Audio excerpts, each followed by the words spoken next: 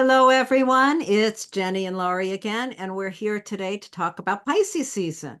So, before we jump into that conversation, let's just cover what we need to cover here. First of all, we want you to subscribe to our channel. We want you to like our video, share it with people, and leave us comments. And we are very grateful to those of you who do all of those things, and we love your comments. So thank you all for that.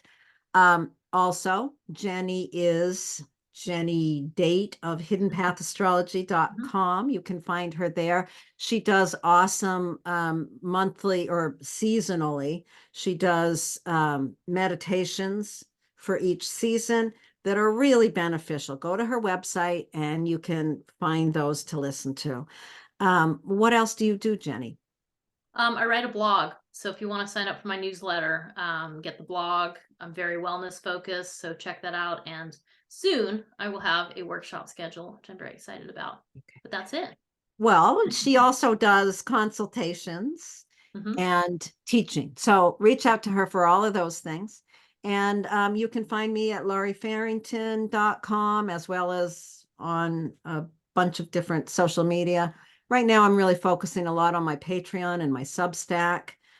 So find me there. My Patreon right now, actually, I'm really excited about because I'm doing the second time a astrobiography.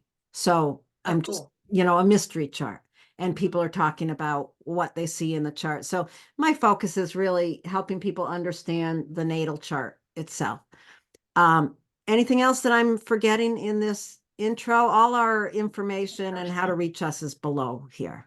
Yeah, it covers a pretty good amount of it. So check us both out. Yeah. Okay. So let's talk about Pisces. Let's talk about Pisces. So we are in Pisces season, meaning, or going to be, the sun is entering Pisces on February 18th at 11:13 p.m. Eastern time. So adjust your time zone, but that's when the sun is moving into Pisces.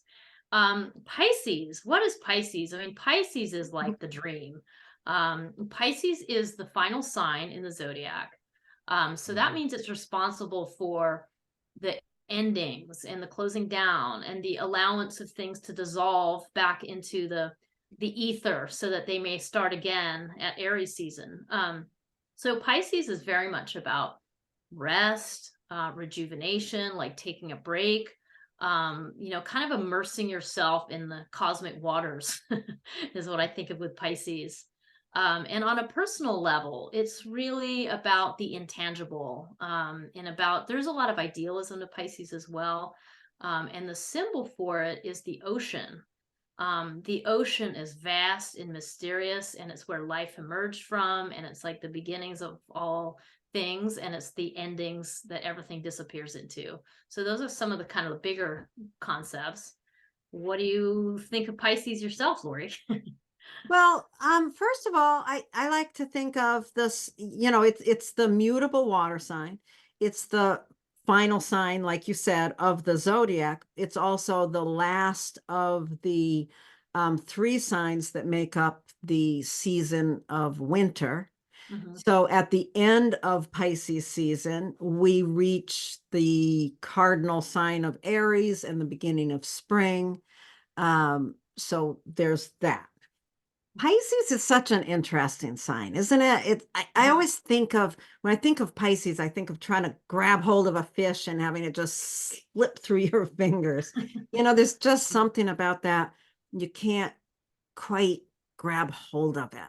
And my story about Pisces that I always think of, people who know me or have listened to me a lot have probably heard it a lot.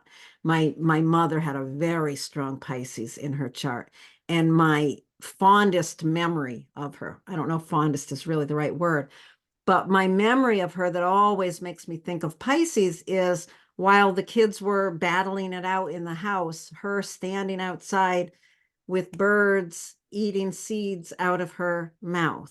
She would hold her hand there and the birds would come, and the chickadees. And I always think of that, there's some way in which she was able to just separate herself from all the drama of the world and just go into this space that was free of all of it. Mhm. Yeah, Pisces is a funny sign because it really can reach these incredible heights of mystical understanding and awareness. And they can also, Pisces can also go into such delusional, um, yeah, on the flip side, there's the ability to, really seek out escapism in ways that can be quite problematic. Yeah. Yeah, and I mean, I was thinking, like, since you and I both have a natal chart focus, like that's a lot of what we're thinking about. It's just anybody with Pisces, a strong Pisces in their chart. It really implies a sensitivity to a lot of different things, but to emotions, to things like grief, to a recognition of suffering in the world. And I mean, Pisces can really take all of that and see all of that, and that can become a lot for an individual to hold. So whenever I see Pisces, there's always a little bit of a caution around substances, like going too far into trying to escape, because it's sensitive and it's hard to see all of those things, those truths about our world. And so there has to be some kind of ability to learn how to retreat and rest and step back away from the busy world, but do it without being driven only by the need to escape. Because it's when you get to the escapism that things start to really turn into addiction, when you're really trying to run away from some truth in your life, and that's not what you want. But what you do want to be able to do is to restore yourself, to find recuperation. And the world is busy and loud and crazy. And if you have, especially if you have a Pisces moon, there's going to be a real need to be able to step back. And then you can really get into the gifts of that type of Pisces placement where you are tuned in. You can sense what's going on around you. A lot of times, Pisces can be those people who are psychics or mediums who can really start being connected or drawing in with these dimensions that we can't see. So there's a real ethereal and elusive component to Pisces. It really is the magical sign. Like you said about the fish, I think about the fish scale on a side of a fish and how it shimmers, and it has a rainbow like shimmer to it, and it's sort of very magical. That is a really good image to have in your head when you're thinking like, what the heck is Pisces? So Yeah. It mhm. and it is interesting, some of the things that I think of also with Pisces as far as, the need to restore and all that. Music is a really powerful place for Pisces to uh, rather than the escapism. Mhm. Pisces can uplift. I mean, music can uplift that Pisces energy, music and poetry. And, you talked about the issue of suffering as well. And suffering is a really important thing for Pisces to understand. What is the purpose of suffering? We're on this planet, we're humans, we all suffer. And Pisces just has the ability, gift, or detriment of being able to feel that suffering of others as well. And the purpose of all that suffering is compassion. Once you recognize suffering in yourself and recognize it in the eyes of the people around you, you can really tap into that high level of compassion. And that really brings that Pisces energy into, very high mystical places. Mhm. Yeah. No, it is it's a an elusive sign to describe because it encompasses so many different things. But I'm really glad that you brought up the compassion part of it. There's a lot of ability to empathize with Pisces and with the sign of Pisces, and it's just interesting because we have had Saturn now in Pisces since last spring, which is very much a symbol of those sorts of states. And like with Saturn in Pisces, there's this insistence that you not only find a way to empathize with other people's feelings and struggles, but that you also can take some kind of action, which is where the compassion comes in. So you can empathize, empathy plus an action that you take equals compassion. And that's what we're really working with Saturn in Pisces, and so we are including Saturn in our conversation for sure, with Pisces here. But Yeah. yeah. So the other thing I want to just say is, if you're listening to this, hopefully you've got your own chart, you know what your rising sign is, you know what house, and we do use whole sign houses. Mhm. So you want to know where Pisces is in your chart. And all of these things that we're talking about Pisces, this will be the kind of energy that holds for you in that area of your life. Yeah, you know, and that and this is exactly what we want to talk about today with Pisces season is, okay, so what does Pisces mean right now? What does this season bring to all of us? And Lori and I were talking ahead of time, and we both are pretty much on the same page right away that this is an opportunity to calm and to surrender and to take a little rest and a respite. I mean, it has been an intense Aquarius season, with Pluto going into Aquarius right at the beginning of Aquarius season back on January 20th. And here we are. I don't know about you all, but woo, you know, the people around me and myself included, like life has been a little crazy since that time period. And I can feel this intense ramp up that's happening.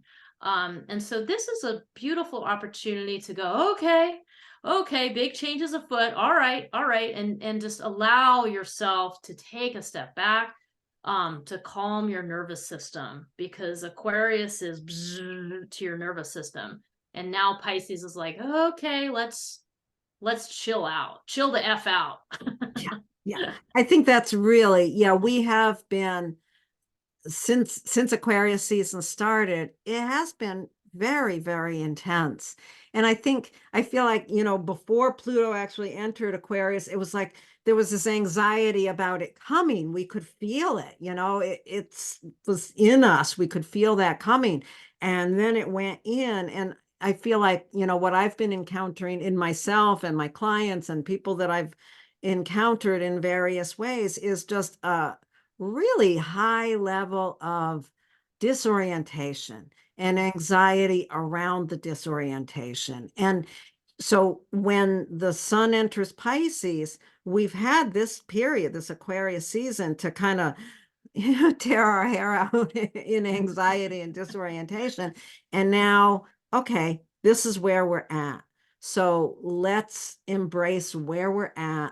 Let's find not the escapism, but the way of calming down our system. Mhm. And Yeah. I think Pisces season here really does gift us with the ability to do that.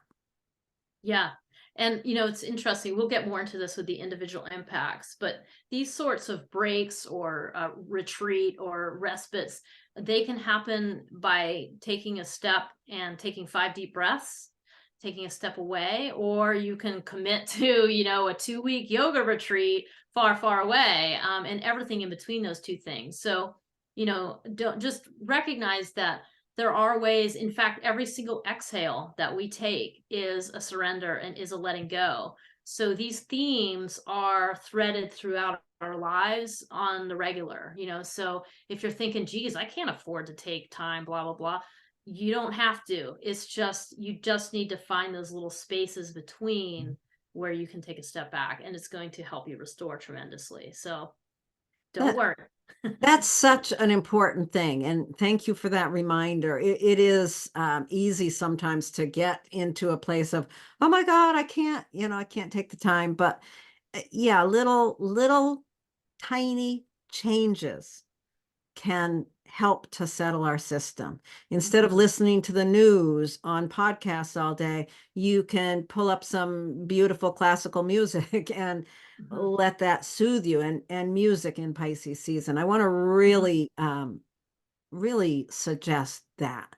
Pay Yeah. attention to what you are bringing into your ears day after day after day and how that affects you. We don't give enough credit to how sensitive our systems are. Mhm. So at any Yeah. rate, before I get up Yeah. on a box here. Well, I like it. I think you brought in some nice examples, and I like that you brought in poetry and music. And it's really, really good point. It's those, I want to say one more thing about it, then I'll stop. But just those moments when you make that decision, like something for me has been that I've just wanted to, I like to have a beer or a glass of wine here and there. But what I've noticed is I just don't want it to be habitual. And so a lot of times in that moment, I'm like, am I going to have a glass of wine? Or I just as easily have been able to have a kombucha or something instead. And it really comes down to that one tiny instant of making that decision. And it's not that one's bad. It's not that it's bad to have the glass of wine. It's more just trying to check in with, am I trying to escape, or do I really just, is this something that's really going to nourish me right now? And that's the type of moment to moment thinking you can bring into some of these Pisces season questions that we're raising, that sort of thing. So Yeah. Am I going to listen to a true crime podcast yeah. or classical music? Yeah, there you go. That's a good choice to think about. Yeah. Okay. Are we All right. ready to open up the chart? Yeah, let's do it. Okay. We've set this up a little bit differently this time. I know we've been responding to some questions. Yeah, we did Thanks, get Laurie. some comments last time, and I think they were very important. We want to make this understandable to you. We don't want you to go away from this video feeling more confused than you were to begin with. Especially with Pisces season. Right. So we're going to do our best here. Yeah. So on this side over here is the chart of the moment that the sun has entered Pisces. So you can see right here, here's the sun at Lovely. 0 degrees Pisces. Yeah. And, we're just going to talk a little bit about this chart, and then we'll get a little bit more into how the weeks break down. But I think, to me, one of the things that grabbed my attention right away is the sun is at 0 Pisces. Pluto is there over in Aquarius at 0 Aquarius. But also the moon is at 0 Cancer. So the moon is echoing the sun by moving into Cancer, both the sun and the moon in a water sign. So for me, this is kind of like the title of the season, and the title of the season is, nourish and restore, and it's shown by these two luminaries, beautiful trine together, and just kind of saying, all right, we've had some intensity. Let's do water things. Let's hydrate. Let's calm down. Let's soothe, and that's a big statement of that. And then you see that Pluto over there, and it's like, yep, that's a really good reason to calm and soothe now, because that was intense. Yes, so absolutely. That's kind of the first step. Yeah. What do you want to chime in, or shall I? Well, I mean, do we want to go right into some of the things that we see here, or do we want to just dive right into the week by week? Well, why don't we just talk just quickly about themes, and then we'll explain those more in the overall, and in the week by week. And when I say themes, there's some themes, right? I mean, there's the one of the big themes is the sextiles between water and earth signs. Right. And that is a big symbol for exactly what you're talking about. Do the resting, restoring that you need to do as far as the water, but then the earth signs there, the Taurus focus, allows you to help make a container for that, to get grounded, to think about like maybe spending more time outdoors in nature, no matter what the weather is, like touching base with earth beneath your feet and so on. So that's kind of what it brings into me on a wellness level. Yeah. Sextiles are just such wonderful aspects to see in a chart like this. A sextile is a 30-degree aspect, distance between the planets, and sextiles really just bring in opportunities, possibilities. We need to take action to activate them. It's not like a trine, which is just a gift, but there's a lot of sextiles during this season. So yeah, I think that's a really important theme to bring in. Yeah, and it's interesting. So having like the 60 degrees apart between the two signs, what it does is it allows you to kind of use both of the two signs, these two different signs, and use And they're inherently different. I mean, in this case, we have a mutable water sign and a fixed earth sign. So those work beautifully together, to help make more of a container.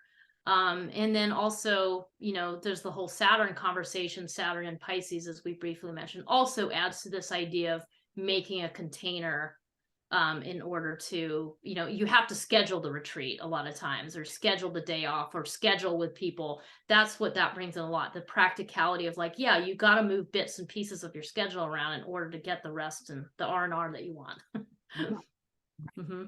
So yeah, really making proactively planning what you're going to do to create this kind of space for yourself. Mm-hmm. I think Yes. that's a lot of what that's about. So what else are you seeing in terms of theme? The other theme that isn't quite as loud but is still there is the sextiles between the Aquarius planets and the 2 points in Aries. Uh-huh. Um, I want to bring that up because, we have all these yin, calming, restoring themes, but this is a sort of background theme. And I'm saying it's a background theme because we don't focus tons on these videos that we do on the nodes, or on Chiron, which are the two things that are together in Aries. But nonetheless, that is one heck of a statement about a direction change that needs to happen. And this direction change regards, how we use our forceful energy, really, and there's a wound here. Boy, is there a wound here. We are all being called to ask ourselves how to change our use of what I guess I would say our assertive energy, our aggressive energy. I'm just going to say it, the masculine principle of energy. I'm not saying man, woman. I'm saying the masculine that everybody has inside of themselves. And there's an opportunity here because it's asking that we heal this. And Mars and Venus are sextiling again. So this is an opportunity That's to do something different, right? Yeah, that's really beautiful. I mean, you think about Aquarius, just the humanitarian um, focus there with Aquarius, and the opportunity to bring this newly developed understanding. Venus and Mars have just gone over Pluto, and now it's offering this perspective, this opportunity to really take some sort of action on a new direction. I see Chiron in Aries and the North Node in Aries, and look at the world we're in right now. There's wars going on everywhere. There's so many mass shootings in this country that they hardly are reported. Yeah. This is that Aries warrior energy gone amok. And Mm. Chiron is um, the wound of that. Yeah. So, we are really being offered, I think, here an opportunity to see it differently, to talk about it differently, to try to move the pieces around in whatever, because we're looking at this from very personal perspective Mhm. of how this is playing out in our natal charts. How are we making some sort of a difference, even if it's just the smallest little piece of how we talk about things, who we talk to? Mhm. How you drive. I think about driving a lot. You A lot of do. anger comes out in driving. A lot of like, "Brr," and pissed off. And you might be calm as anything, and then you get in your car, and there's something about being in that metal box that just changes. It makes it so much easier to be aggro. So yeah, I really like that focus on kind of like, the air Aquarius here is the collective look, the collective view, humanitarian thoughts. What it means to progress, like on a humanitarian level, like that works for everybody. And then you bring this Aries in here, and it's kind of like, okay, what do you need to do on an individual personal level that reckons with your use of force? How can you use it for good? When are you using it for ill without meaning to, or just because you're mad or whatever? And that's what this brings in. And because it's a sextile, it's like it's an opportunity to look at it differently, just as you said. So I like this as the backdrop in the Yeah. seasonal statement of what we're responding to. Yeah. Um, I do too. That's quite interesting. Yeah, I guess the other main theme I'm seeing is, just we've talked about it, Saturn's in there too. Um, there is a new, I guess we'll get more into it with the week by week, but the Mercury cycle begins anew in this season too. Oh So we'll yeah. talk about that. Yeah. What about you, Laura? You see any other major encompassing themes here that are catching your eye? I don't think so. Yeah. I Quite don't a think bit. so. I think, the one other thing I do want to mention is that all the planets are direct right now, Oh yeah. which is part of, everything has been direct since, oh, I don't know, maybe for a week or so. I don't know. I don't remember when. But for a short period of time now, all the planets have been direct. And I think that has contributed some to some of the anxiety and disorientation of the Aquarius season, just because things had been retrograde. And then when everything goes direct, things just start moving faster. And Hmm. with Pluto going into Aquarius and then things speeding up, it just really contributed to that sense of disorientation. But now it's like, planets are going forward, so things are moving ahead. There is nothing pushing us in a backward direction. Yeah. Good point. So Yeah. yeah, other than that, I think that are we ready to go on to the week by week? Yeah. Let's do that. Okay, so how we're breaking this down, we're not breaking it down to, the calendar, we're breaking it down to the lunar cycle. So we're first looking at from the 18th through the 23rd before we reach Mhm. the full moon. Yeah, and I think that this first little chunk of time, it's kind of what we already talked about, where in a way, because you have Venus conjuncting Mars, so they're together in Aquarius, and this is a symbol of, I don't know, having to look at how your values line up with your actions. And in Aquarius, it's giving you a little bit of space to kind of take a look with an objective view. So I really like that. Not too far, just a few days before too, we had the North Node Chiron conjunction that we already mentioned Mhm. with the sextiles. So that just kind of kicks us off with, in my mind, this is the kickoff of that theme kind of being in the background of, looking at your value system, how you take action, and then just in what you're really doing is healing some sort of wound. Yeah. So Yeah. I yeah. think, I just want to say, with Venus and Mars conjuncting, it's really bringing that masculine and feminine principle together. And Mhm. both of these planets have just gone over Pluto. So they've Mhm. just started this new cycle of intense, powerful change. And there's such an empowerment here. Mhm. It's Yeah. interesting. It's interesting to think about those two planets just at the beginning of their cycle, with Pluto also joining together. What is this going to, what does this suggest about just how we are in relationship with each other? How, Yeah. yeah, I think there's something in here of really paying attention to our relationships, really paying attention to that inner sense of the feminine and the masculine. Yeah, we were talking ahead of the time, and it's like, yeah, this could certainly have to do with your relationships. But the key one to think about is the relationship to yourself. This is a wonderful opportunity to, without judgment, take a look at yourself and look at the balance of masculine and feminine energies inside yourself.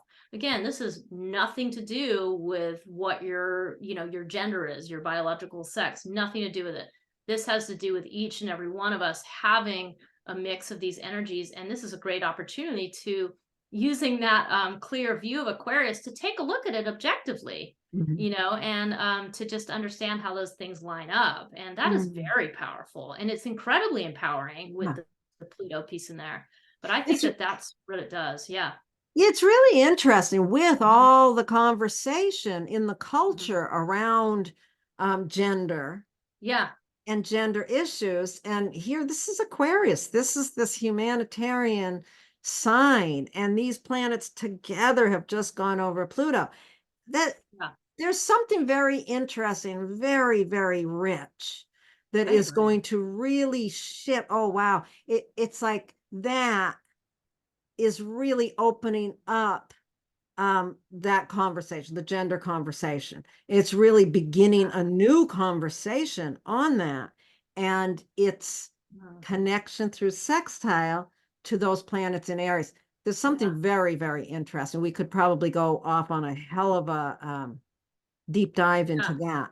Well, I think bringing this in right at the beginning of the season, yeah, it kind of like is a paving stone for the season. It's kind of like, what's the background theme we're all working with? And I'm just gonna say it, Aquarius is androgyny, is the androgynous sign, and this is just, not that we are, it's so liberating to be able to look at astrology, use astrology to look at the masculine and feminine within, and you kind of look at that against the backdrop of what society has told us we're supposed to be, and it's time to break those those constructs apart, because they're not serving us anymore. And so I think that that's what's interesting about this. And I don't know, what a way to start the season, of just kind of an implication of what you're trying to work with behind the scenes while you rest and restore, And which think, and just I don't know, thinking about, Venus conjuncting Pluto, that's the beginning of basically a 1-year cycle. Mars conjuncting Pluto, it's basically a 2-year cycle. So just watching how these conversations, culturally develop over the coming year and 2 years. So there's going to be a lot of changes in that conversation. Yeah. Anyway. Yeah. So, and then, the very next day after we have that very conversation provoking conjunction, we have Mercury moving into Pisces.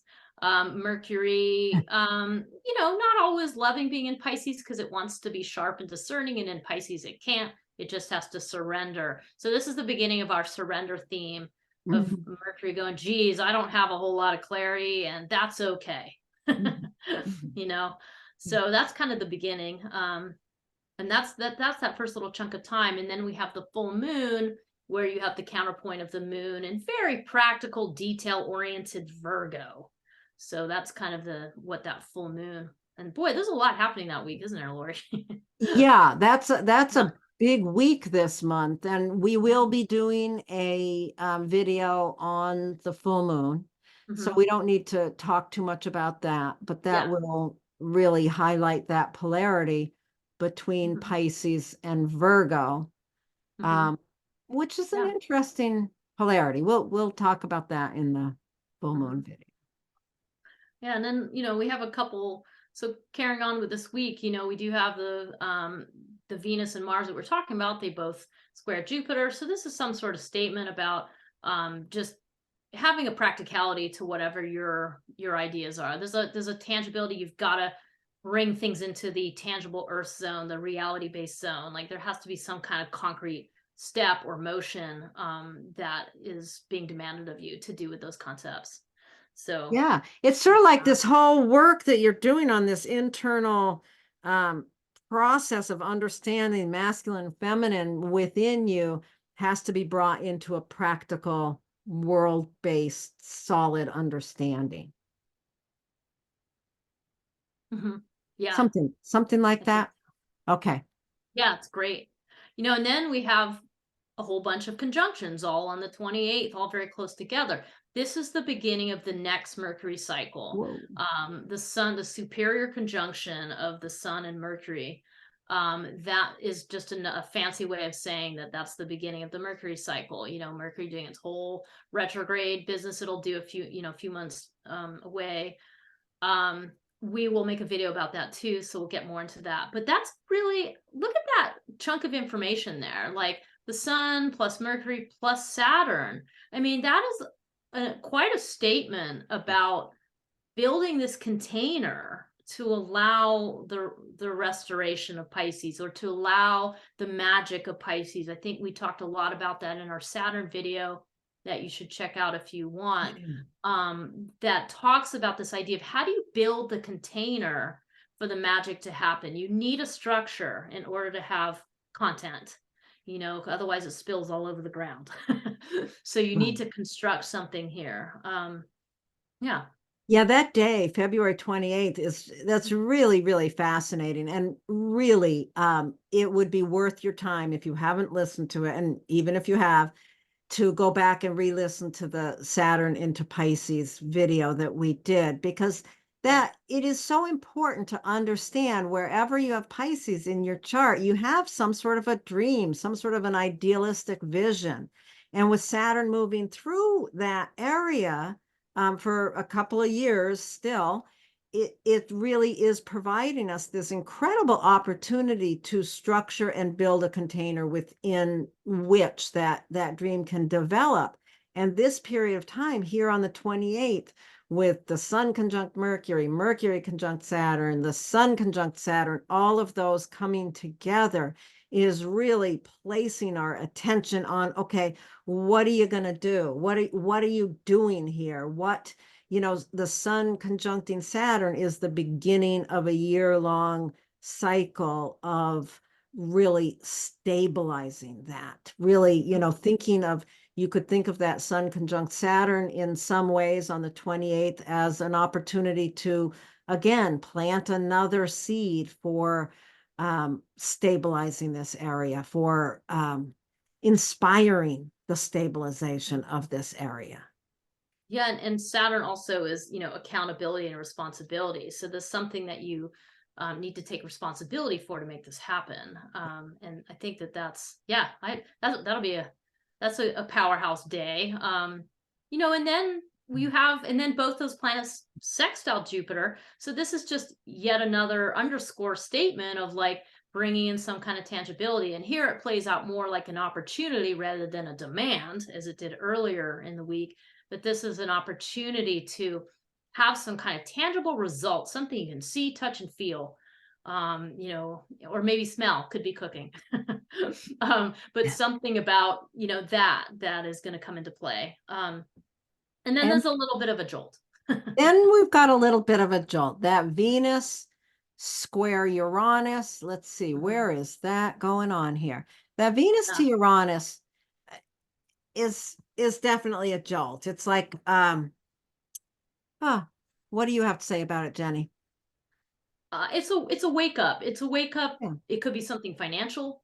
It could be a relationship that shocks you, or something that there could even be some kind of separation shock, or something that really surprises you. But at a core level, it's really just trying to wake you up to something new about your values. It's trying to allow your values to grow into something a little bit different. So even if it does play out in your life as some kind of external zip, which would depend on your own natal chart, what the real purpose here is for your growth, is for your evolution, to let your values expand to include something different than maybe what you realized before. Yeah, and a square aspect always requires that we take some sort of action. So Yeah. pay attention if there's a jolt that you experience, some sort of, a shock to your system or to your values, or like Jennie said, your finances, your relationship. If you experience anything along those lines, which, it's going to be personally experienced if you have planets that are in those 19-ish degrees of the fixed signs. But if you do experience something along those lines, just really understanding that you've got to take some action on it. You can't just sit there and get flattened by it, Yeah. right? You've got to do something here. Yeah. No, it's exactly. And, Yeah. for any of you that understand how this stuff works in your own chart, you're going to look to the house that holds Aquarius, the house that holds Taurus. That's the area where this jolt would be experienced. Yeah. And then I think we move into the last portion of the moon phase cycle. We have a Sagittarius last quarter moon on March 3rd. And I looked at the chart for that day, and that's a busy day because there's a lot of, all these things are going to be in play still, Mhm. these sextiles. And you have the next day, you have, the Mercury is now going to sextile Uranus. So again, now you're bringing in that kind of wake up energy as more of an opportunity. We just talked about it as a demand, the Uranus square Venus and some sort of jolt. Well, now when you have Mercury sextile Uranus, it's a little more likely to be an opportunity for awakening, an opportunity to wake up to some kind of new reality, which is Taurus, some sort of tangible reality, which you hadn't thought of before. And it's going to enable your mind to wrap itself around a whole new way of thinking about it. Mhm. You know? Yeah. And then look at that. And then we've got a little pause until we've got Mercury conjuncting Neptune on March 4th. That's just that's a day to really take a rest, I would say. Yeah, that's Listen to kind of like, music and read poetry all day. Rest. yeah, I like that because now we're coming into the balsamic moon, we're coming into the dark moon phase, Right. which is all Yeah. about rest and restoration. It's one of those natural, every month, the balsamic moon represents this rest and chilling out thing that we're talking about for this whole season. So you're kind of, you're having that opportunity. There's a new way of thinking about something, and then there's another jolt. Right. Then there's another jolt. Yeah. So there's two really big jolts this month. Once was with the Venus squaring Uranus on March 3rd, and now we've got Mars squaring Uranus on March 9th. The Mars squaring Uranus is likely to be the more intense of the two, I would think. Mhm. Yeah. Um, Yeah. those are pretty dynamic planets coming together. Mars is the planet of action and determination and all that, and Uranus is awakening. So what is it that you are experiencing here with this Mars squaring Uranus? Keep your eyes open in your own life, in the culture, Yeah. etc. And that's a really dynamic day because the same day then the sun comes Oh in yeah. sextiles Uranus. So you have this double Huh. hit of some kind of, the demand, the jolt, or whatever, and then also the opportunity. But what if you just turned and embraced that new thing that's coming, like the change, some sort of change in the fabric of your life, something that's shifting on a tangible material level that has some shock value to it. And now you have an opportunity again with the sextile, like to fold that in a new way. And the same day, you also have Mercury moving into Aries. So that's a huge change from Pisces to Aries. Is just like you've gone from a nap to like wide awake to the loud alarm bell that you weren't expecting, and your heart's hammering and you're ready to go. I mean, that's a big difference. So that is a busy, busy day, that March 9th on Yeah. the the balsamic moon. So this is like deep in the, I don't know, deep in the caverns of the Yeah, that Mars subconscious. moving into Aries, it is so interesting to watch how you think. You know, I mean, Mercury moves pretty quickly, except when it does its little retrograde things, but it moves pretty quickly. It takes about 3 weeks to move through a sign. And while Mercury's moving through, sometimes less than that, because it moved into Pisces on February 23rd. Pay attention to how kind of dreamy your thinking can get when Mercury's going through Pisces. And then when it goes into Aries, as you were saying, Jenny, yeah, your mind gets really heated up. Yeah, and it's like, oh, I need to take some action right now, right now, right now. Right. But there's going to be a delay because that is in the deepest, darkest part of the moon cycle. So I think you'll see a little more action. We come into that last week, and we have our new moon in Pisces, and so I don't know. It's just been interesting thinking about that new moon because it's like you have all of those dates up until March 10th and all those things we just talked about. And you have this new, cycle that begins in Pisces. And so there's some kind of way in which your dream or your vision or your ideals, like that you can now make an adjustment. You can kind of shift that dream in a new way, like, because it's probably something that's been brewing for a while. So we kind of talk about those new moons as a time to plant a seed. And so I think it's like plant the seed for the new or adjusted dream at Right. that time. You have a greater understanding now.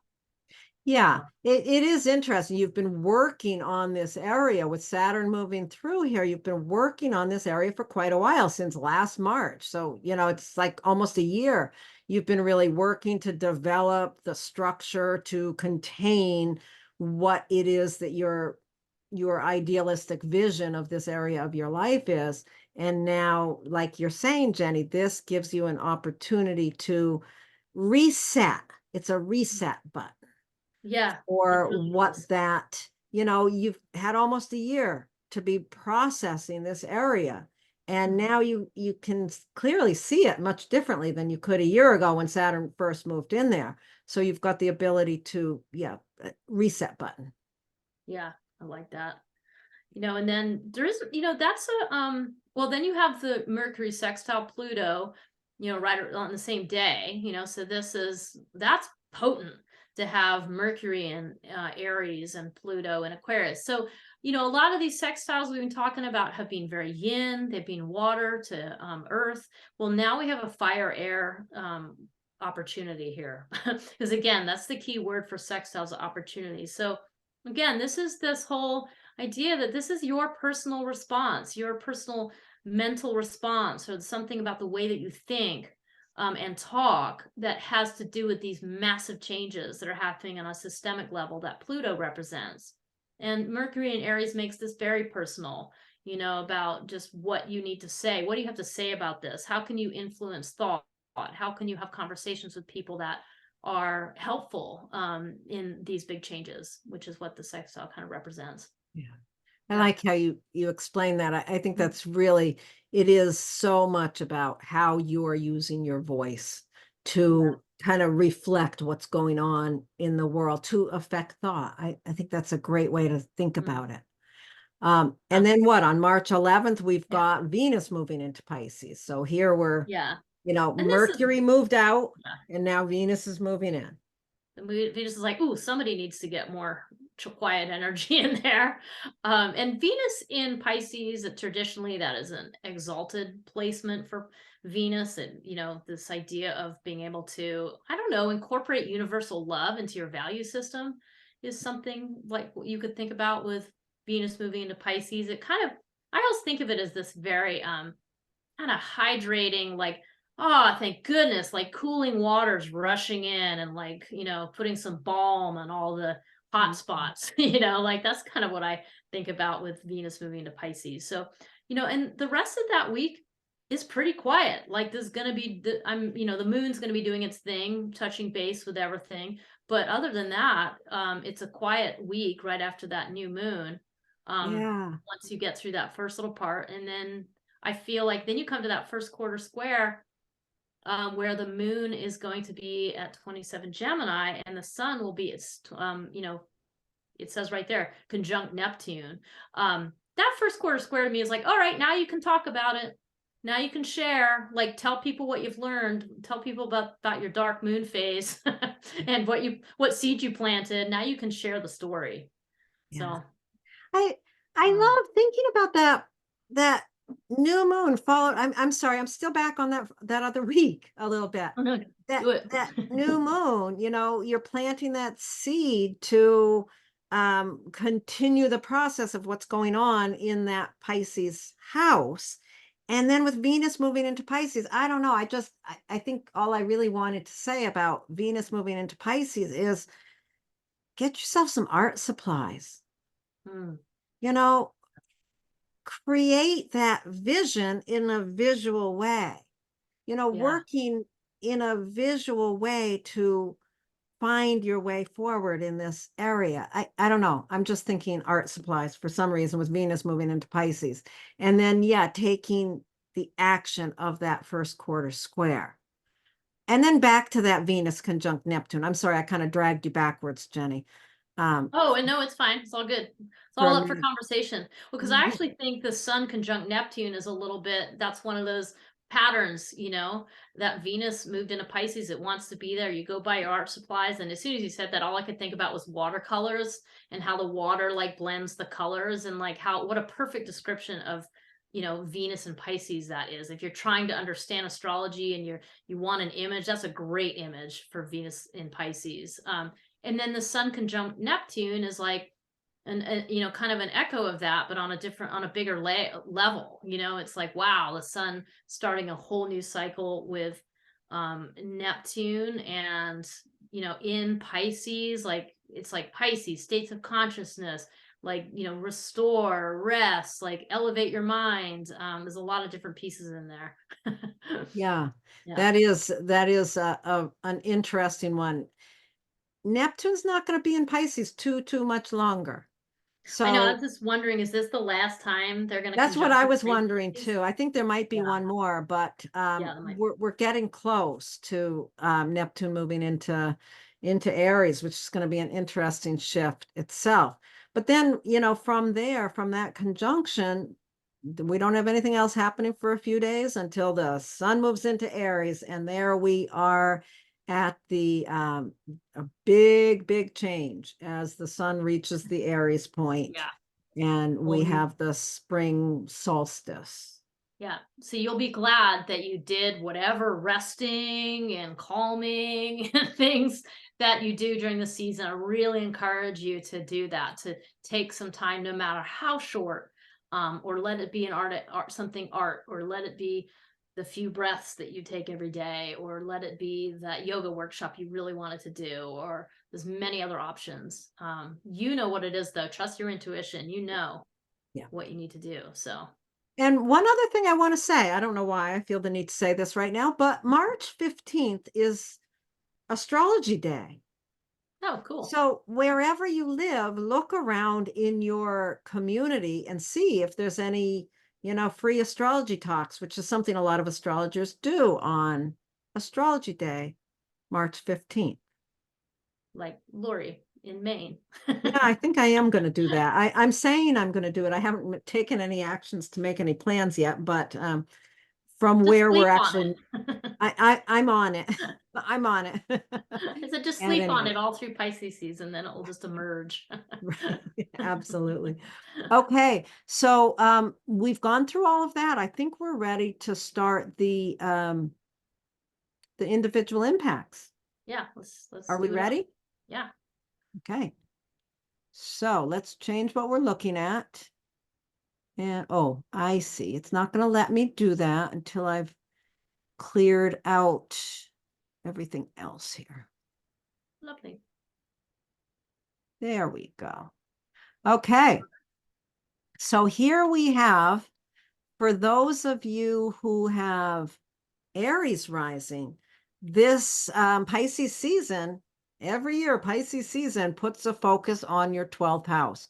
Now, the 12th house is the area of our lives that is about what's kind of hidden below the surface. We can think of the 12th house, or I like to think of the 12th house in kind of two different avenues, two different ways. One is, I think of the 12th house as being our deep, hidden, behind the scenes, unconscious psychological patterns. On the other hand, I think of this house also being our spiritual understanding. So that's where your focus is. It's really a wonderful an interesting place for people with Aries rising that have this spiritual energy, this deep sensitivity behind the scenes. So, what have you been developing? What understanding are you coming to, and have you been working on for almost a full year now with Saturn in there? What has been your focus of growth and understanding in one of those two areas? Have you been exploring your inner psychological patterns or your spirituality? And what is it that now um, you really do need a retreat of some sort? If you've got Aries rising, take some sort of a retreat, even if it's just 3 hours some afternoon. Go sit by the ocean, go to a sauna, go, do something, some way to really rest your system. And at that new moon, which is on, what's the date again? The It's new on the moon 10th, March 10th. on March 10th. Make sure you really get clear. By then, you're going to really understand what changes you need to make in that path of development. Mhm. And do your ritual, plant those seeds to develop a deeper understanding there. Yeah, it's almost as if what you learn during those 3 weeks leading up to the new moon are things that actually are going to have a bigger impact in your life, like in general. So at that new moon, so let's say you decide you go on this retreat and then you learn, oh my God, I've really got to figure out how to take more breaks. I've got to learn how to recuperate better. And I think that's really true with an Aries rising person, because you're burning a lot of energy just walking around the world with Aries rising. So there is a really deep need for some kind of recuperation. And the other thing you want to consider is, because Aquarius season has been so intense, it's fairly likely that your life has been busy. Your social life, your community has been buzzing around. There's been a lot of change. There's been a lot of shifting. And all of those things can be very draining. They can be empowering, but then they're draining as well. And so it's very important for those of you with Aries rising to really take this seriously. And as Laurie says, take some sort of retreat, give yourself time to rest and restore. You can even use astrology as an excuse. You can say, my astrology says I really need to take a break. So you're going to take the kids, honey. Or whatever it is that you need to do. But it is important to take that seriously, I think, to get some R&R. So Yeah, yeah. absolutely. Okay, so let's move on to folks who have Taurus rising. So those of you with Taurus rising, Pisces season is happening in your 11th house. So that means you need to take all that information we've already talked about, this idea that you need to rest and restore and take a break, and do that in the area of life that refers to your community. Before I describe, community more, I also want to say the 11th house is where you receive love. So there's something about you needing to step back and restore and rest so that you can be more receptive to the love and support of the people around you. Because even if you feel alone, there is a community around you, like whether it's, groups of people at work, or whether it's maybe you volunteer somewhere, or, you go to the library and you see other people that are from your community there. All of those people are here, are supporting you, and it's about your ability to recognize that support coming from your community. So, community, sometimes it can be your groups of friends, but a lot of times that's not really what it refers to. It's a little less personal than that. I always like to use the example of going to the yoga class, and you maybe only know a couple people's names, but you know some faces. And by going there, they intrinsically are supporting you, because you're all going together. You're all supporting being in this kind of spiritual practice, which yoga can be. So that's a lot of what this whole Pisces season is about for you. And at that new moon, which doesn't happen until March 10th, so you've got a few weeks of Pisces season to consider what you want to do here. You really want to plant a seed for some kind of shift to what your vision is about your community. What's your dream about community? Now you have more information. You've had some kind of awakening in your career, because Pluto has been blowing up your career. So there's some sort of awakening. And at this point in Pisces season, you really want to think about how you can receive the support and really let those people around you support you, because you really need it. You really need to let that happen. So yeah, the intensity and the disorientation that you have probably been experiencing in the area of your career path, that intensity is really pushing you to this deep need for restoration through the support of others. Yeah. For approximately a year now, you've been trying to, you've probably been really putting a certain amount of focus on trying to develop that community that can support this ideal dream that you have of community, of people that support you. So yeah, take a rest. Go rest with the people that support you. Yeah.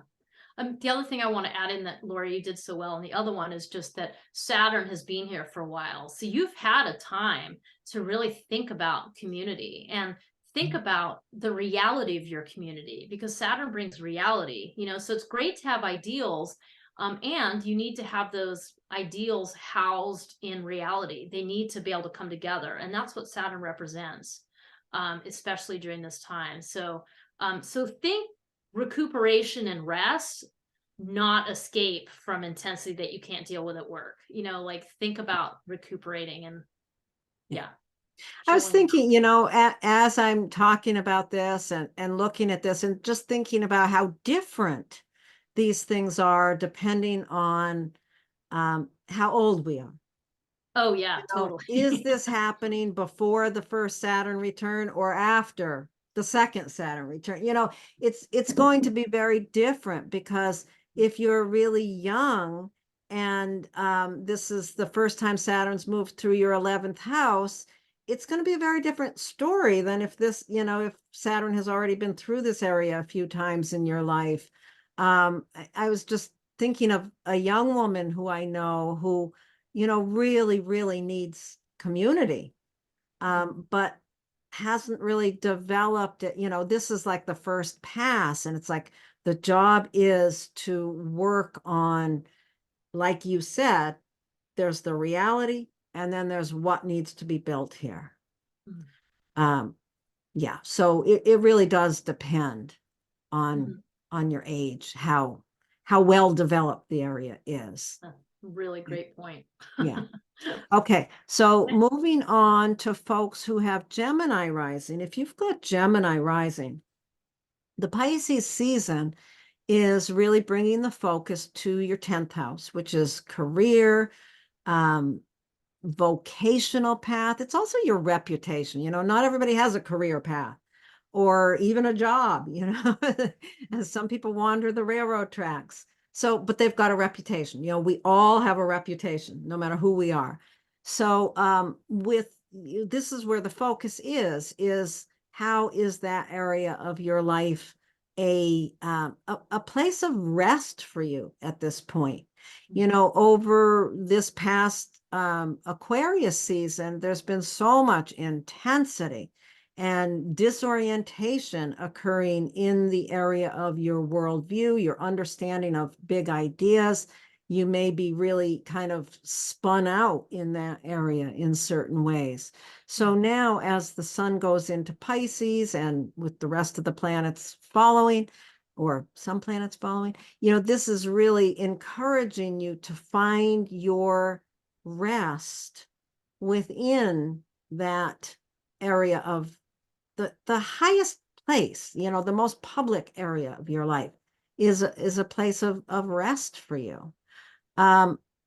Since Saturn moved in there almost a year ago, back in March of 2023, there's been a real focus for you on facing reality and taking responsibility for what is happening in that area for your career or your reputation. So at this time, it's a point to really seriously revisit this, seriously revisit how this area is developing, and to take a rest there, to give yourself a bit of a break. On March 10th at the new moon, you will have had some time to examine this and make a determination of some sort of redirection or refocus in this area. Perhaps you've suddenly realized that what you really want is to be a musician. What a good idea. Yeah, what a good idea for Yeah. those with Gemini rising. Yeah, there's a couple things I'm thinking as you're talking about this too. Like, first of all, with Gemini rising, that's a big focus on something like teaching, sharing information, being a storyteller.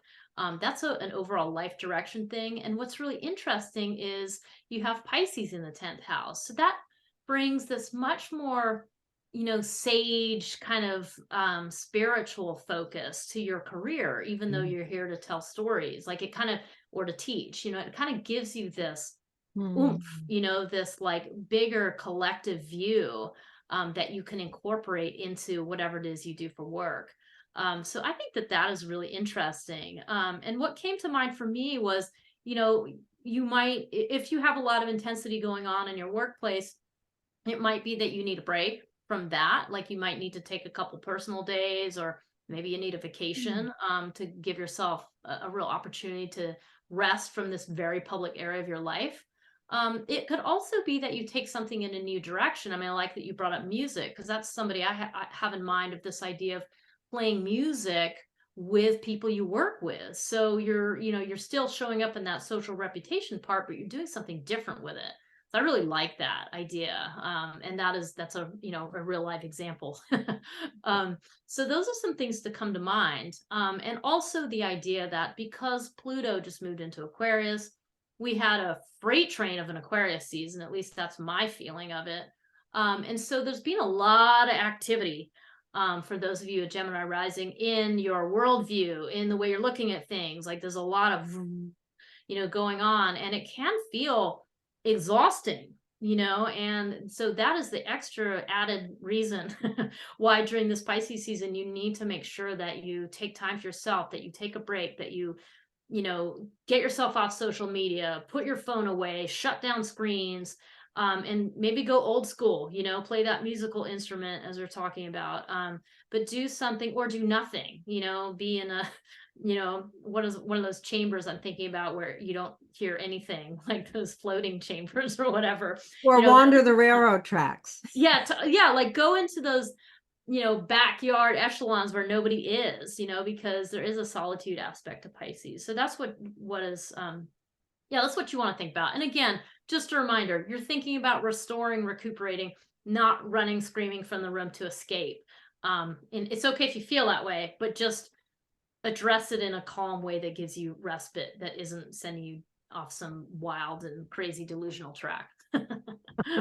That's right. Yeah. Yeah. You don't want your reputation to be simply because you're, falling over on the railroad tracks with a bottle in your hand, right? Right. There's always that dark side. So Okay. So now we're moving on. We have a few inside jokes while we're talking. I hope people don't take it too seriously. Okay. So now we're moving on to folks with Cancer rising. So those of you with Cancer rising, this Pisces season is falling in your ninth house. So this implies this idea of taking a break, taking a rest, restoring, by going on vacation. This would be a great time to go to Caribbean islands, or somewhere like that, and immerse yourself near the ocean. Let yourself feel the undulation of the waves, and look at the tides, and like let yourself align with this whole other way of being that is, deeper and older than anything our technological fuzz takes us to. So this will be a great use of that time. Even if you cannot go on vacation, use this time to, I would say, read or study things that feel really restorative and nourishing. Like do the things that really feed your soul, because that's what's going to allow your mind to broaden and grow and expand in a way that is balanced for you. So that would be a great use of this season. There's going to be a new moon on March 10th. So you've got a lot of time before that, between February 18th and March 10th, to kind of see what this Pisces season's about, and see what places in your life you can squeeze in a little more rest. And then by the time we get to the new moon on March 10th, you have an opportunity to plant a seed, to kind of modify your vision, modify your dream that you have, to make some adjustments, so that something that's more sustaining, or sustainable, I mean. So this might be that you recognize you need more rest. You need to kind of nourish your mind, in a more regular type of way. And that could be something that you may kind of discover during the season. The only other thing I'll add is that with Pluto lighting up your eighth house of boundaries and other people's stuff, there's a lot of energy, a lot of activity. Your nervous system might feel a little from all the need to set good boundaries with people, or all the new ways you're discovering that you haven't and you need to. All of those topics. That's what you want to kind of take a break from, and enjoy this Pisces season. take a break from that. Yeah, I can't really add much other than to add on to what you've already said here. I think it's just so interesting to think about Pluto having stepped into that eighth house and just the disorientation around Pluto going into Aquarius in your eighth house, the disorientation around what other people expect of you and what you're able to provide or willing to provide, and really figuring out, what those boundaries are and how you have to set them.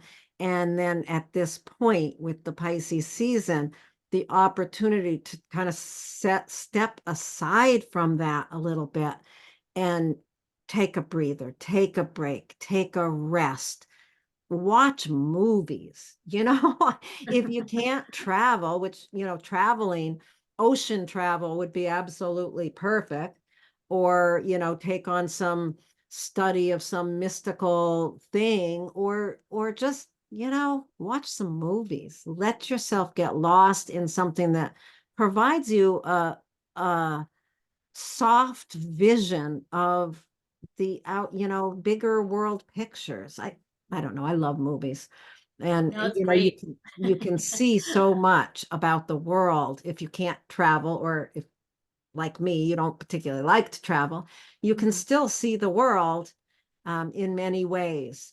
And yeah, so here you have this amazing opportunity to take a rest as you are building a greater understanding of your own worldview. Yeah, and I just want to add one other thing. I was thinking one of the issues of being a Cancer rising person is that you tend to take on other people's emotions and you tend to absorb a bit too much from, and so it's extra important for Cancer rising or anybody with a water sign, quite frankly, on the rising, to make sure you take this seriously, that you give yourself a break so that you can really restore without taking on other people's stuff at the same time. So it's extra important. I mean, it's extra important for all the 12 signs for different reasons, but with Cancer, that's one thing you want to really think about. So, Yeah, keeping your own energy functional in a healthy yeah. way. Okay, so we're going to move on to folks who have Leo rising. Now, if you've got Leo rising, this is putting the focus of Pisces season into your eighth house. The eighth house is it's one of the more interesting houses. It can be a challenging house. The eighth house is really where we encounter um, other people's, I always think of it as just other people's baggage, other people's stuff. This is where we have to learn how to navigate um, important issues that other people are dealing with that we have to navigate. Okay. So, the old time astrologers talked about that house as the house of sex, death, and taxes. And I think that it's relevant to think about that because these areas, sex, death, and money, are areas where there's so much baggage that people hold. Mm-hmm. So with Pisces on that line, it may be really difficult for you to set the kind of boundaries that you need to set. And over the past year with Saturn moving through here, you're learning a lot about how to set boundaries, right? You're learning a lot about what boundaries are needed. When we come to the new moon on the 10th of March, this is a time that you will have done a lot of the process of Pisces season at that point, and you'll have an understanding of what needs to be adjusted in the work that you've been doing for the past year around developing realistic boundaries. It's kind of hard to think about realistic boundaries when we've got Pisces here because it's hard to get really clear. But that's what Saturn in here is helping you do, is to get clear, to see the reality of what is necessary. Mm-hmm. During Aquarius season, you probably encountered an incredible amount of intensity through partnerships, through individual relationships. There's probably been a lot of disorientation in that area. At this point during Pisces season, you can kind of rest from that into this softer place. How do we rest in the area where we're trying to build boundaries, Jenny? I was thinking one of the most useful techniques that comes to mind for me with the eighth house Pisces thing is you need ritual, because that's another eighth house thing. But what you need is mystical ritual. So you need some kind of practice, some kind of something that it's the mystical part that pulls you in. And so for me, I just think about something like, having a little space in your house, and you go in there and you have a meditation practice that is regular, and you do visualizations, and you visualize yourself setting healthy, viable boundaries that are not walls, that are just that they're movable. And there's a whole art.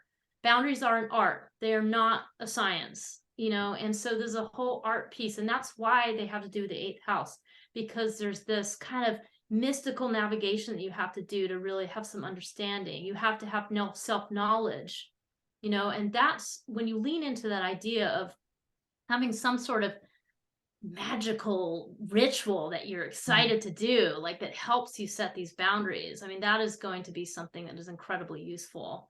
And I think is part of this whole eighth house business, because those of you with Leo rising, you have a gift.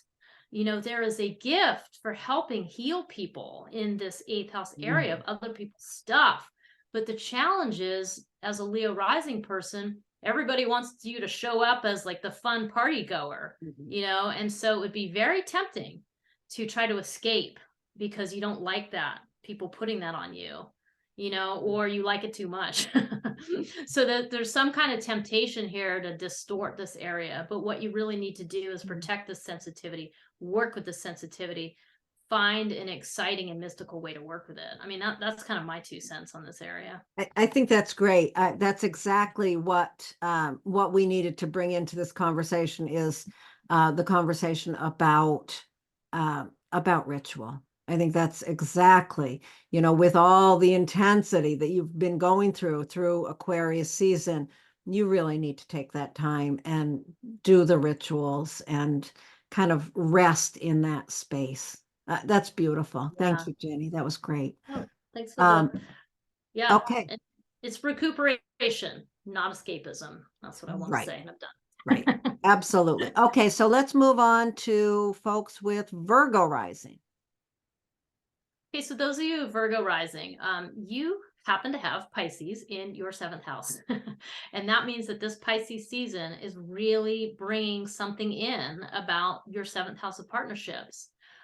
So let's just review quickly. The Pisces season is all about getting some restoration, taking a break, going on retreat, somehow drawing back from the busy craziness of the external world. And you have it in the house of partnerships.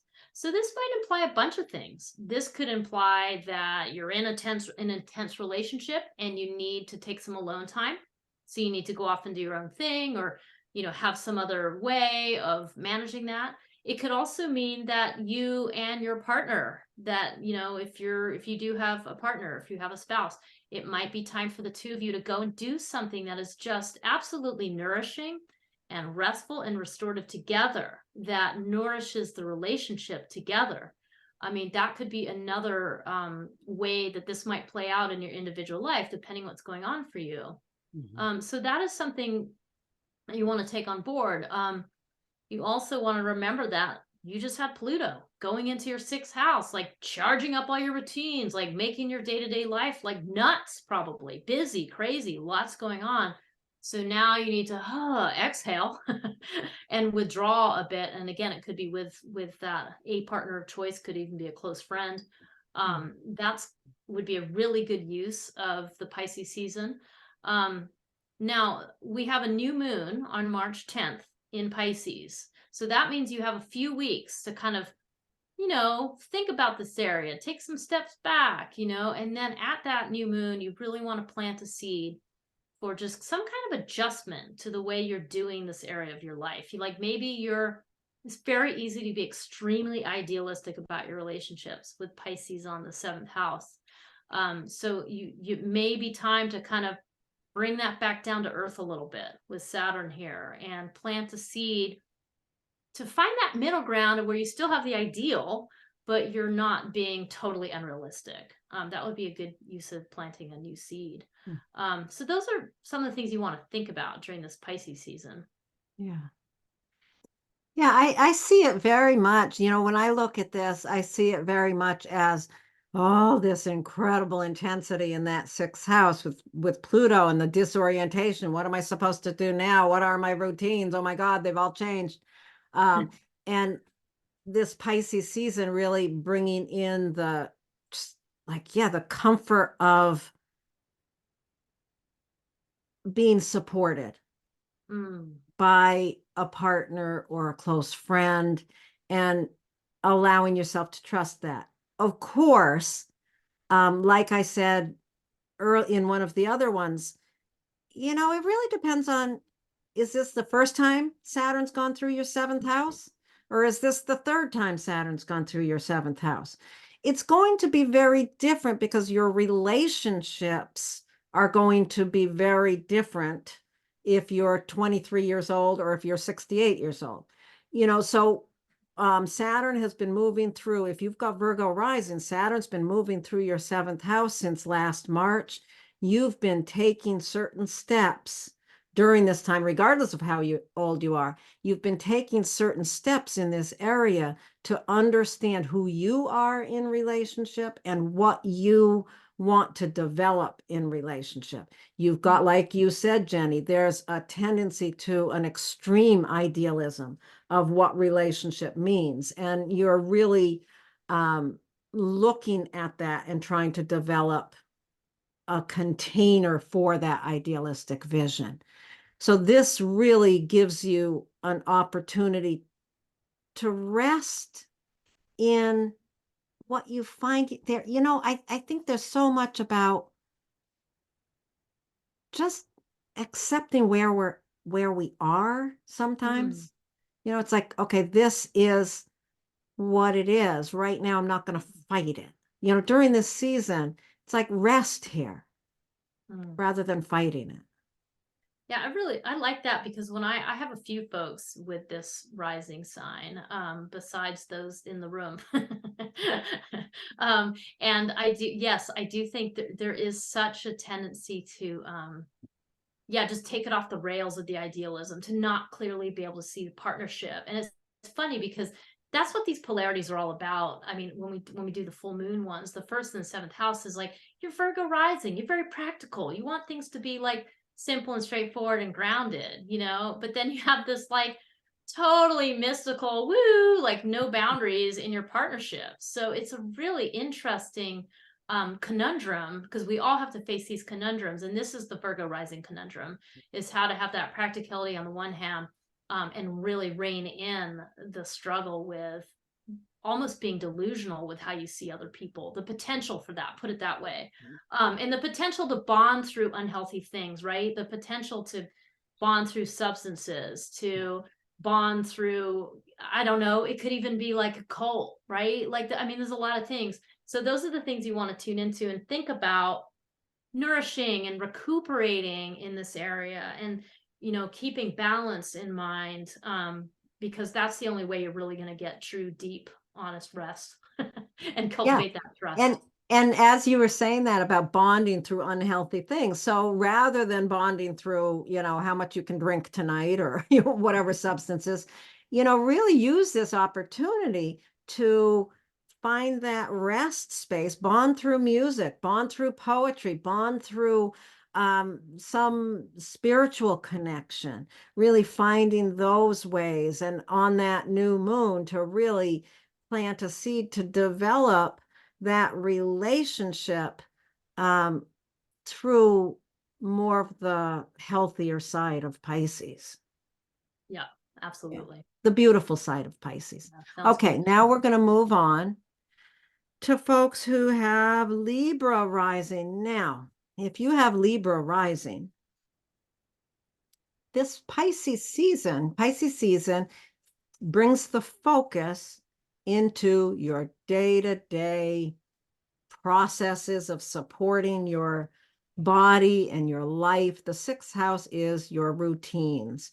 It covers things like your dietary regimes, your exercise, how you exercise your body, how you feed your body, how you take care of your body. It's all those things. It's includes health issues. In some ways, these things seem almost unimportant. It's like my routine's so big deal. That's doesn't seem as important as my health or my family, but it is what underpins everything. What time we get up in the morning, how we feed ourselves, all of those patterns of daily life. If you take that out, what do you got, right? So with Pisces here in this house, there is a tendency to be a little loose around these things. And Saturn has been going through this house for you since last March. You've been really trying to develop some routines that will support you. There is the tendency to just kind of go day by day. I know a bunch of people with Libra rising, and there is that struggle with the difficulty of setting day-to-day routines. So you've been working on that. At this point, following Aquarius season, which was so intense and brought in a lot of intensity and disorientation in the fifth house, that could have come into your life through children or something about your creative practices, something about how you give of yourself, being just feeling disoriented because how you've always done that area is changing radically. So whatever all that stress has been in that area, now's the time to just meditate, for goodness sakes. Just find a practice that will really support this rest that you need.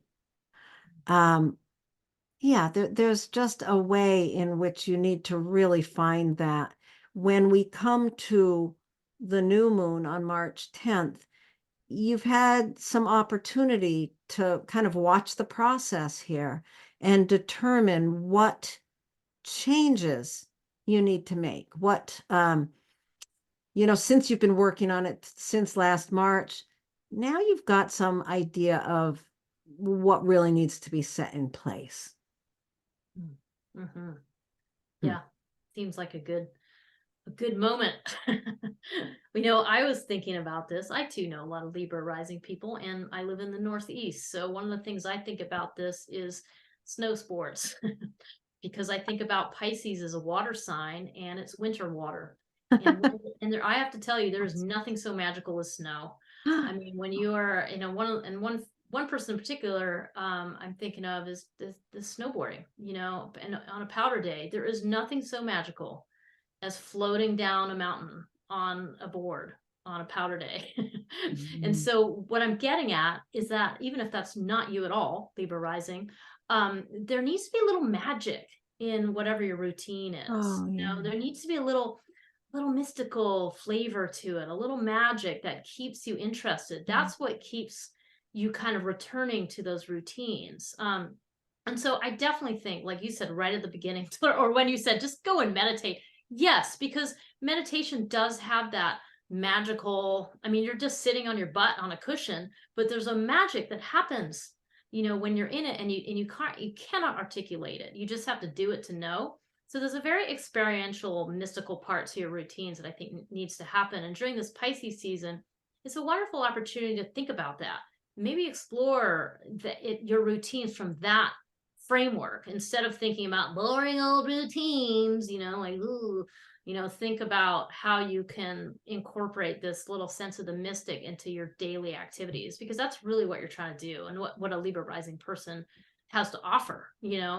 So, and especially I love how you talk about the busyness of the fifth house, and like the Pluto going into the fifth house, and that's very like and energizing, and it's great, and you're really giving of yourself because you're a Libra rising person, and then you get to go, okay, and how do I slow down and Take give back care of to myself. myself? Yeah. Yeah. Yeah. So Yeah. good question. And as you were talking, I was thinking about all the beautiful tarot decks and oracle Mhm. decks Mhm. that are out there in the world right now. And I think, that would be a great thing, because you could very, very easily incorporate a daily routine of picking a card, or, just, Mhm. and that's such a mystical opening that you could really incorporate there. So Yeah. that, along with your daily sitting meditation, would really be a wonderful way to retreat from all the Mm. intensity and give yourself a break. I love that. Thanks for adding that. That's great. Okay, so let's move on to folks who have Scorpio rising. So those of you with Scorpio rising, Pisces season is happening in your fifth house. And this just comes across as kind of simple to me in a funny way. It's like your fifth house is where you give of yourself. It's where you play and you offer your generosity and you just show up with your full self and offer your love. And I just think about immersing yourself in creative acts. Mm. So if you have any sort of art you like to do, yeah, immerse in that art. Give yourself space and time to just immerse, lose a sense of time. Like once you use the Saturn energy to set the schedule, from 8 to 2 or whatever, then you can lose yourself and you don't need to look at the clock anymore. But that's what I think of, is just let yourself restore and recuperate by finding flow, by dropping into flow state activities. And the easiest one to think about is some sort of artistic pursuit that you like. But there's other things it can be. It can be performing. It can be there's other pieces that come into play here. Any sort of creativity. It can also be maybe you like play with your neighbor's kids, like sometimes, like that would be a way to think about it, like that, just playing with kids, like not having to be the authoritarian or whatever else, but just getting to play. Those are all kind of fifth house things. And with Pisces there, it's just, this is how you nourish yourself. As a Scorpio rising person, water rising, you need to nourish through water activities, and this is a place that you can find that. So that would be a good use of the Pisces season. You're going to have a few weeks to think about that during the earlier parts of the season, and then the new moon hits on March 10th. So by March 10th, you're going to have this idea that has now shifted and changed and morphed somewhat, and you can plant a seed for a new way of continuing to stay connected to this magical creative part of you. Like that's really how you'd want to use that new moon, because this is something that you want to cultivate during Pisces season, but you want to stay in touch with that creative and loving energy, period, through your life. So it's a good use of the Pisces season, or the Pisces new moon, to plant that seed for that. Um, it's also likely, because Pluto has just gone into Aquarius and Pluto season was crazy and intense, it could be that you feel like you've had a jackhammer hammering up all your, nice steady foundation that you had before. And now you may feel like things are starting to shift on a dramatic, plane that you weren't really expecting. So if you're feeling a little frazzled, a little disrupted, a little woo, really make sure you use this Pisces season to chill out, step back, and let yourself restore and let yourself kind of recuperate. Yeah. I think, just the restoration of loving, Mm.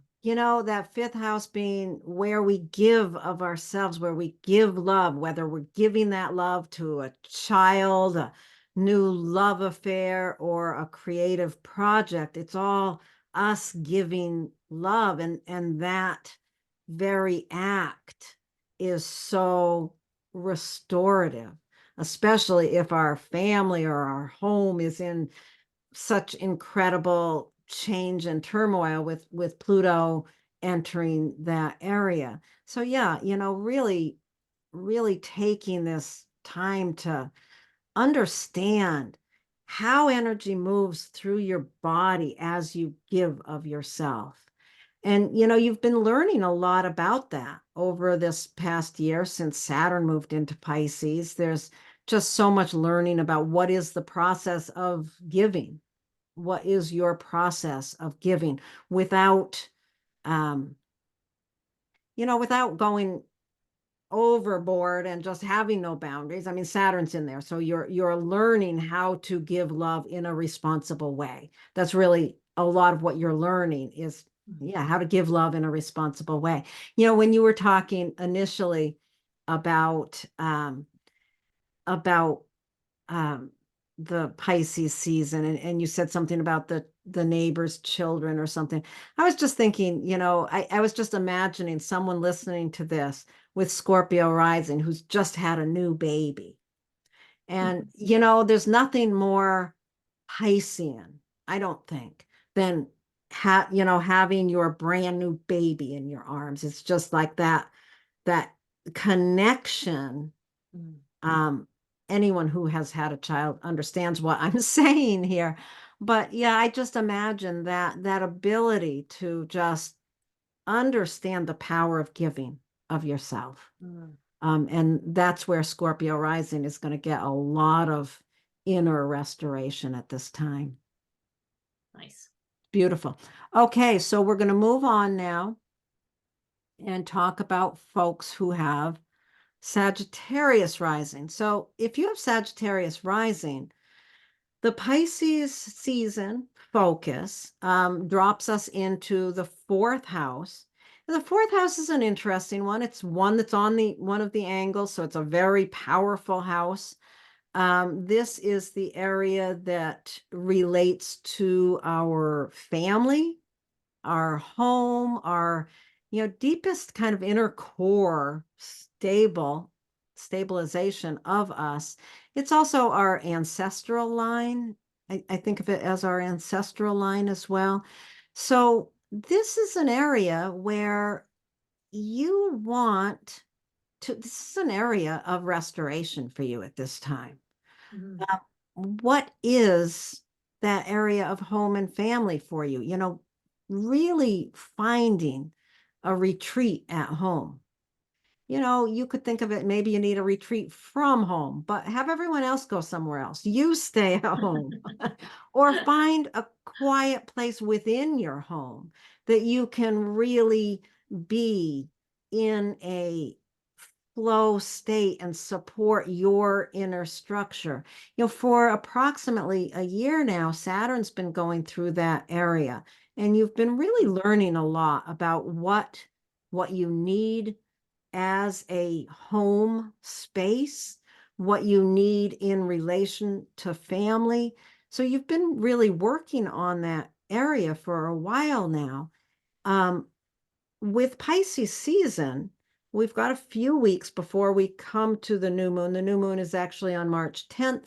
So at that time, you'll have more clarity of what that retreat space of home is for you. And you're going to be planting a seed at that new moon to really take responsibility for building in that kind of space within your home. I don't know, you might live in the big house and have an extra room you can make into your little retreat center for yourself, a little make a little altar, or you might be in a postage stamp size apartment. Wherever it is you are, you can find a little space to create that you can find peace. Over during Aquarius season, an awful lot of intensity has hit all of us. For you, that incredible intensity, and I keep thinking of it as the intensity leaving us with so much disorientation. For you, it's been in the third house. So this may have brought great change in how you think about using your voice or communicating, or it could have something to do with siblings or neighbors, whatever that anxiety is. This period of time of the Pisces season is really sending you from that space into a home-centered space of retreat. So leave all that anxiety Nice. behind and go create a little altar in your back room. Mhm. Yeah, I really I love that you added the piece about the having a space in your house. And I know that, I've talked to folks before, just like, ooh, I can't do that. I don't have that. Um, Another way of looking at it, if you don't have the internal space, is to make an external space somewhere outside of your house, or even in a little patch of woods near your house, a place that you visit, that you touch base with, because that fourth house is so much about your own foundation. And the physical manifestation of your foundation is the land that you connect with, where you walk your feet, like where that your house is on, or where you live, or the places that you kind of go to, that are all part of your foundation. And I mean, it's such a movable, traveling world. We don't always think of that, but it is what we're connecting with. And there's such a mystic connection with Pisces on the fourth house to that, that it's almost that simple, that the ground beneath you is the mystical contact that you need.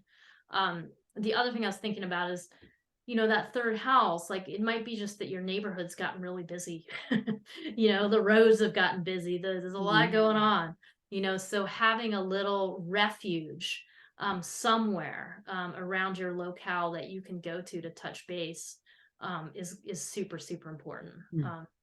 So I like that you brought that in.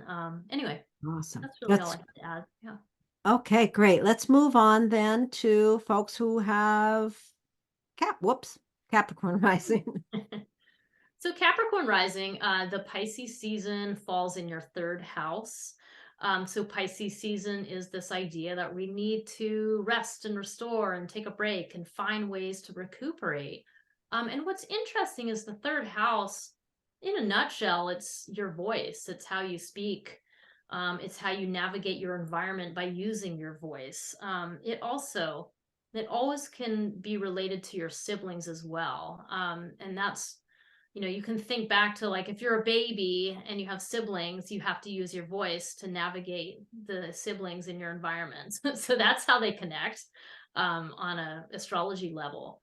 So whatever, if it could be any of those things for you. It also can be your neighborhood, your kind of daily, you see you know, the mailman, or you see somebody, whatever, somebody's delivering your mail, or you see the UPS person, or those are also third house things to think about. And so what's funny about all those things is, as Laurie, you like to say, those are all relationships you don't really get to choose. And they're also, in some level, they're sort of mundane. They're not a place that we think about having some kind of mystical contact that Pisces represents. So I always think that people with Capricorn rising really have a gift to talk about meta level topics with their neighbor, with a casual contact.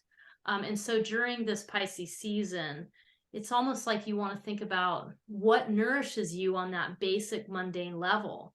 What are the conversations that help you like exhale and find enjoyment in your daily life? Like, that's really what you're kind of going for. I mean, we've been talking a lot about this as like move, take a break. So this could also be like, take a break from your siblings, take a break from your neighborhood, like go somewhere new and different. That could also be part of how to use this Pisces season. And the thing is that you're going to know, because you've had Saturn in there since last spring. So you've been getting these lessons about what you're supposed to be doing in this area, how you can make this more mystical connection, or allow yourself more rest than you've been getting previously. There's some lesson going on here. And then the other thing I'll just add is that we have a new moon on March 10th. So by the time we get to the new moon, we'll have had a few weeks to kind of mull around all this Pisces stuff and think about what kind of break you want to take or what kind of, respite you need. And then you're going to plant that seed on March 10th to really continue working with that idea, to incorporate that idea of taking a break, taking a rest into your regular daily life. I also want to add, I love that you said you might need to take a break from your siblings or your neighbors. And I thought, well, maybe you want to take a break from your voice.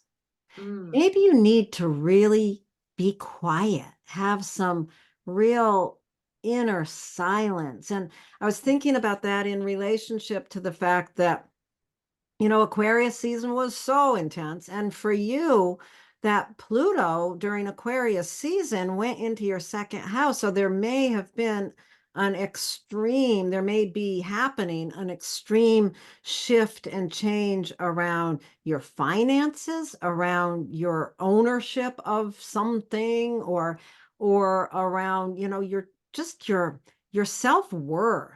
What is it that has brought so much anxiety in that area of money, resources, self-worth?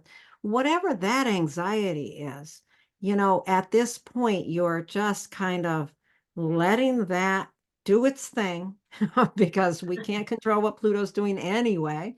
We can only accept it and move on. And at this point, with this Pisces season and this regeneration, you might really need some time to be really quiet.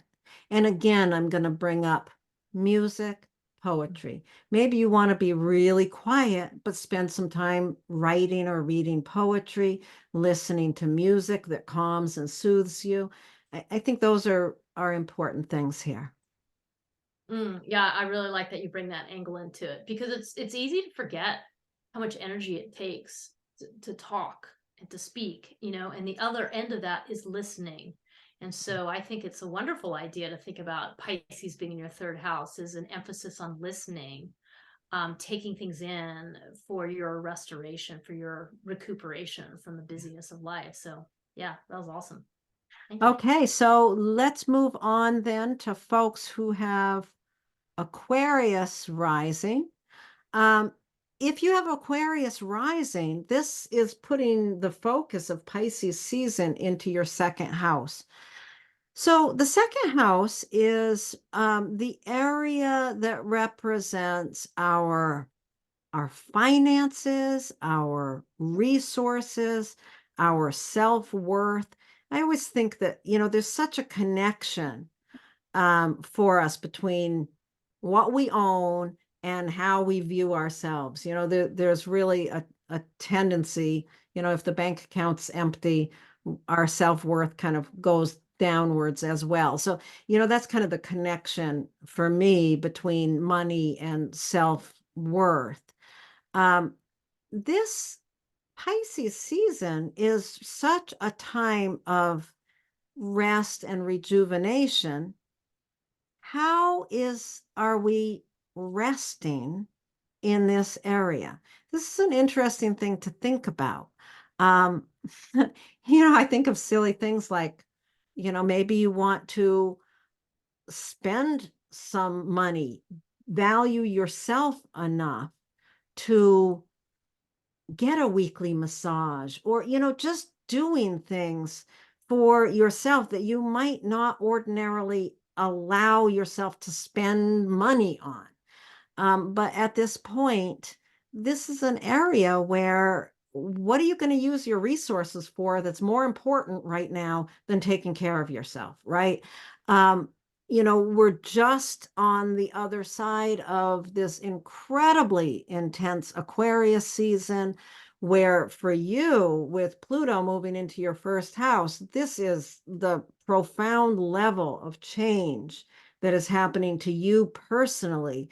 Really is it's a profound change. It's a profound disorientation for most of you.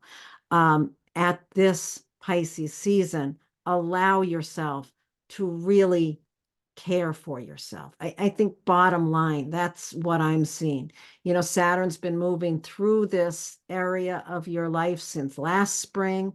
You've been learning a lot and paying a lot of attention, probably developing how you value yourself, how you use your money and resources. And this is another opportunity to really be working with this. At the new moon, you've been through a lot of this process. The new moon on March 10th is a time to really make some determinations of changes in how you manage that. Mm-hmm. I've been thinking about, yeah, like you said, Aquarius rising, you got Pluto going in your first house. That's a big just wind up. There's a lot of shifting going on, and you may or may not be able to detect that yet. It just depends on what other things you have going on in your natal chart.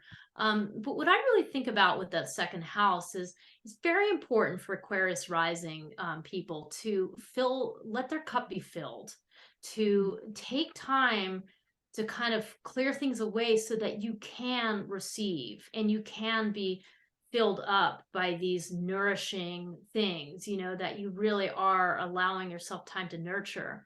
Because I think it's very easy to have Pisces in the second house.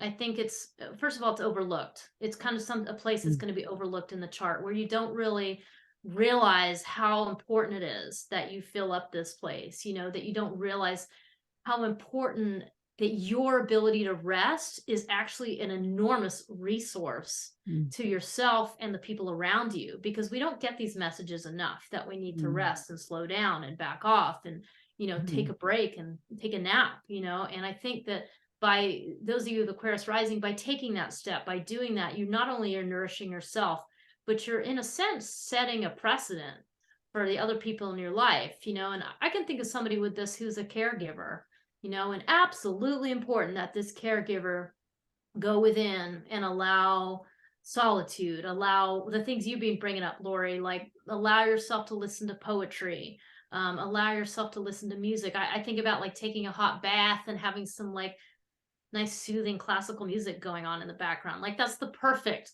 descriptor. And if you don't have time for the hot bath, pour yourself a cup of hot tea and be fully present to that cup of hot tea. I mean, these are the kinds of things you want to think about that are more profoundly nourishing than you could ever imagine.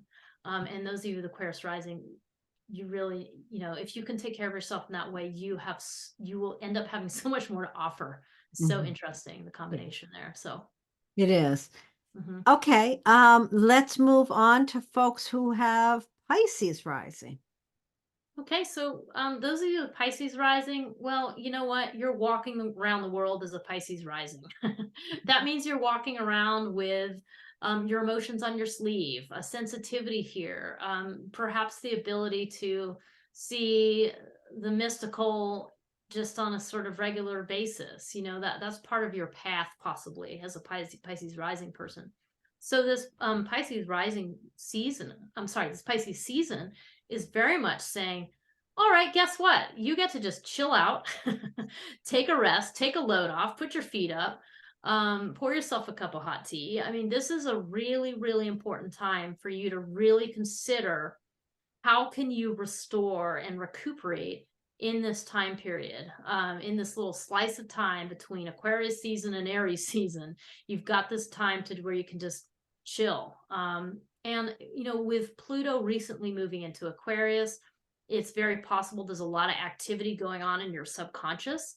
There could be an arisal of some kind of anxiety or something that you can't quite name. So if that's true, or even if it isn't, a wonderful time for you to think about how you want to fill up your cup, how you want to take a step back and have some more rest. The other thing to think about is that you've had Saturn in this first house for a while. So there's some way in which you're stepping into a new level of authority that has to do with your Piscean nature. So there's something that you are being responsible for on a new level. So that's very much part of this picture. And when is it? March 10th, there's a new moon in Pisces. So once we get to that new moon, you're going to have had a few weeks to think about this whole Pisces season business and taken a few extra breaths here and there, and maybe you've planned a trip or whatever, but at this new moon, you're going to get an opportunity to plant a seed, to kind of adjust whatever your ideal had been around these topics. And you're doing this for the purpose of, I just think about sustainability. You want to move forwards with this idea that you can take a break when you need to, that you can pause, step out of the busyness for a few seconds or a few hours. That's really the takeaway at the new moon.